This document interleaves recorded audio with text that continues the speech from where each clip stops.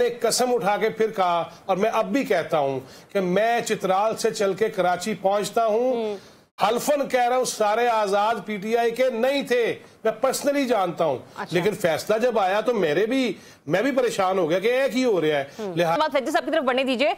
जवाब फैजी साहब, आगाज तो खुशाइंद है आज के फुल कोर्ट इजलास का, लेकिन मुझे ये बताएगा कि जो सियासी मशकें इस वक्त हुकूमत कर रही है और जिन चंद जजेस साहिबान के हवाले से वो उन्हें दीवार से लगाने की ख्वाहिशमंद है, आपको लगता है कि हुकूमती मशकें जो हैं वो अदालती निज़ाम को मुतासिर कर सकती हैं, सियासत ज़्यादा एक बार फिर से कर सकती हैं? देखिए, मुझे नहीं पता कि हुकूमत क्या चाह रही है। मैं तो इखलाकन ये देखता हूँ कि हमने ये देखा कि जहाँ कुछ जूनियर आ जाए तो सीनियर्स वैसे ही साइड पे हो जाते हैं।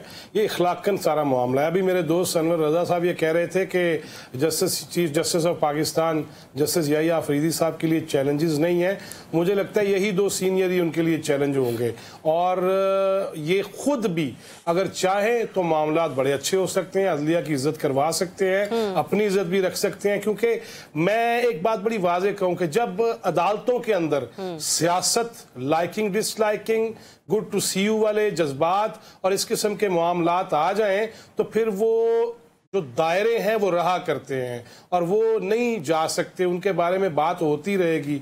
और एक जमात ने ख़ास तौर पे अदलिया के हवाले से ट्रेंड्स चला चला के जो नहीं भी थे किसी जानिब उनको भी जानबदार साबित करने की कोशिश की। लिहाजा ये चैलेंजेस तो हैं चीफ जस्टिस साहब के लिए। अल्लाह करे वो इन सारे चैलेंजेस से नबरदाजमा भी हों और उनके साथ जो लोग हैं वो भी अदलिया की इज्जत के लिए और उसकी रिफत के लिए। लेकिन फैजी साहब, आपको एक जमात के तो मामलात नजर आ रहे हैं, आपको हुकूमत में बैठी हुई इत्तेहादी पार्टियों के मामलात नजर नहीं आ रहे, जो कि सीनियर मोस्ट जजेस के ऊपर से छलांग लगाकर आईनी तरमीम करवाकर आगे चली गई और जिसका टारगेट हमें नजर आया कि वाज़ेह तौर पे मंसूर अली शाह साहब को चीफ जस्टिस ऑफ पाकिस्तान नहीं बनाना था।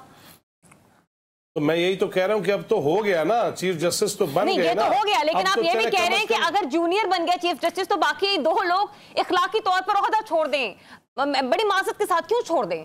इतने मुकदमात हैं, निपटाने तो हैं। चले जी, ना छोड़े। उनके दौर में ये बने हैं ना 60,000 मैंने और अनवर रजा साहब ने या राना साहब ने तो नहीं बनाए। और 60,000 से ऊपर अगर ज़ेरे इल्तवा है, इन्हें फुर्सत ही नहीं थी एक ही शख्सियत के केसेस के अलावा किसी और को देखने की। बाकी बंदे नहीं है, बाकी मुल्क के अवाम नहीं है, बाकियों के प्रॉब्लम्स नहीं है, बाकियों के इश्यूज नहीं है। सिर्फ एक ही बंदा कैसे सॉर्ट आउट होंगे? जवाब ले लेते हैं।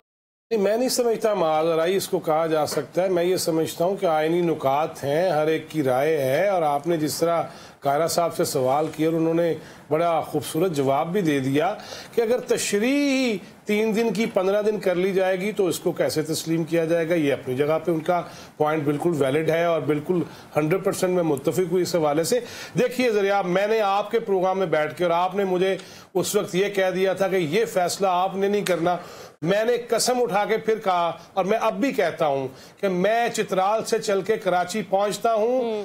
हल्फन कह रहा हूं सारे आजाद पीटीआई के नहीं थे, मैं पर्सनली जानता हूं। अच्छा। लेकिन फैसला जब आया तो मैं भी परेशान हो गया कि एक ही हो रहा है। लिहाजा इस पे अभी बहुत सारी बहस चलेगी, बहस होती रहनी चाहिए और ये अदालतों में भी जाएगा।